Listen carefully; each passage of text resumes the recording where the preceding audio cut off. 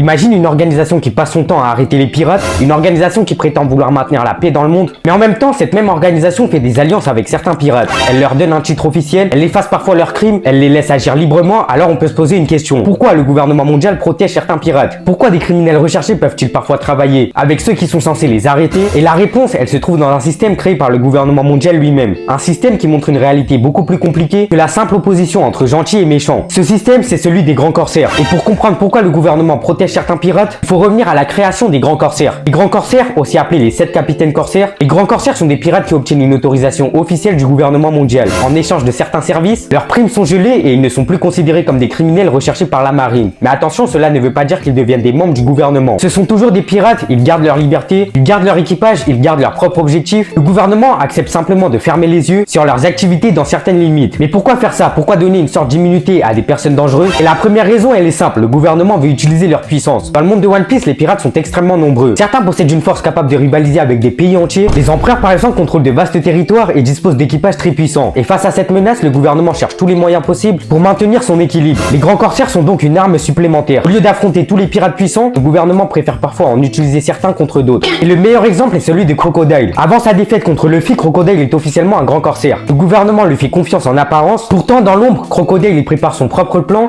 pour prendre le contrôle d'Alabasta. Et cela nous montre une faiblesse énorme du système. Le gouvernement pense pouvoir contrôler certains pirates, mais en réalité, beaucoup utilisent simplement ce statut pour leur propre objectif. Un autre exemple très important est celui de Don Quijote Doflamingo. Doflamingo est un pirate extrêmement dangereux, mais il possède une position particulière. Il est un ancien dragon céleste, il connaît certains secrets du gouvernement et il utilise son statut de grand corsaire pour développer son influence. À Dressrosa, on découvre qu'il dirige le pays dans l'ombre et qu'il est lié à de nombreuses affaires criminelles. Encore une fois, le gouvernement a accepté de collaborer avec quelqu'un de très dangereux. Pourquoi? Parce que Doflamingo était utile. Son pouvoir politique et ses informations avaient une grande valeur. Mais tous les grands corsaires ne sont pas exactement les mêmes. Prenons l'exemple de Dracul Mihawk. Mihawk est un pirate solitaire. Il n'a pas d'équipage connu, il ne cherche pas spécialement à conquérir des territoires, mais sa puissance, elle est exceptionnelle. Le gouvernement préfère donc avoir un homme comme lui dans un système contrôlé plutôt que de le considérer comme un ennemi supplémentaire, même si Mihawk reste indépendant. Et il faut aussi parler de Boa Hancock. Elle est une pirate, mais elle possède un rôle particulier. Grâce à son titre de grand corsaire, elle bénéficie d'une certaine protection. En échange, elle participe aux demandes du gouvernement lorsqu'elle concerne les grands corsaires. Mais encore une fois, elle n'est pas réellement fidèle au gouvernement. Elle agit surtout selon ses propres intérêts, et le cas de Barbe Noire est probablement l'un des plus intéressants. Teach devient un grand corsaire après avoir capturé Ace et livré son corps au gouvernement. À ce moment-là, il est presque encore inconnu du grand public, mais il utilise ce système pour entrer à Impel Down et il profite de cette occasion pour recruter certains des prisonniers les plus dangereux du monde entier. Son titre, il lui permet donc d'accéder à un endroit où il n'aurait jamais pu entrer normalement. Le gouvernement pense utiliser Barbe Noire, mais au final, c'est Barbe Noire qui utilise le gouvernement. Et cela nous montre une chose très importante. Le système des grands corsaires était basé sur une idée très risquée. Le gouvernement pensait pouvoir contrôler des pirates suffisamment puissants pour les utiliser, mais les pirates restent des pirates. Ils recherchent avant tout leur propre liberté et leur propre objectif. Le gouvernement leur donne du pouvoir en espérant qu'ils serviront ses intérêts, mais il prend aussi le risque de créer des ennemis encore plus dangereux. Alors pourquoi continuer ce système pendant autant de temps? Parce qu'il fonctionne malgré ses défauts. Pendant longtemps, les grands corsaires ont permis au gouvernement de garder un certain équilibre. Ils servaient notamment à réduire la pression exercée par les grands équipages pirates et pouvaient être envoyés contre d'autres pirates. Ils pouvaient représenter une menace supplémentaire pour ceux qui voulaient s'opposer au gouvernement. Le système n'était pas parfait, mais pour le gouvernement, il était utile. Et il faut aussi comprendre la philosophie du gouvernement mondial. Le gouvernement cherche avant tout la stabilité. Son objectif principal n'est pas forcément d'éliminer chaque pirate, il veut empêcher que le monde tombe dans le chaos.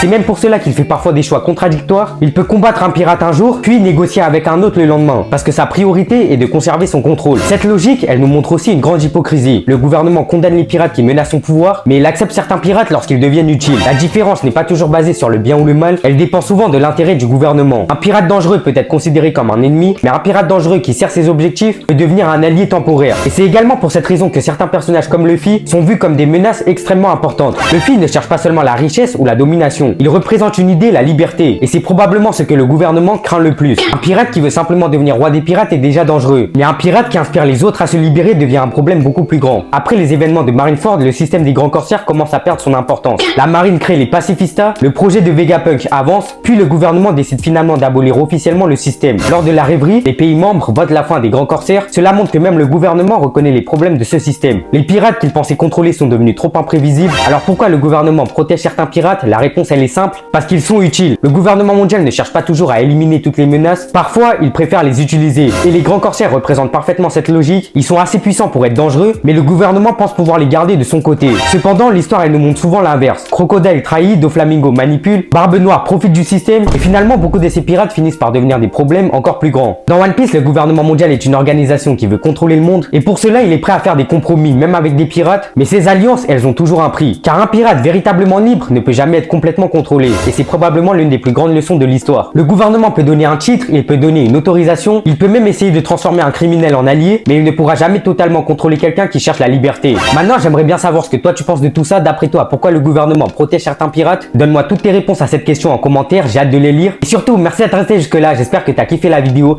Si c'est le cas, pense à la liker, à t'abonner et surtout à activer la cloche de notification pour ne rien rater des prochaines vidéos. Nous, on se retrouve très bientôt pour de nouvelles vidéos. En attendant, prends soin de toi, au revoir.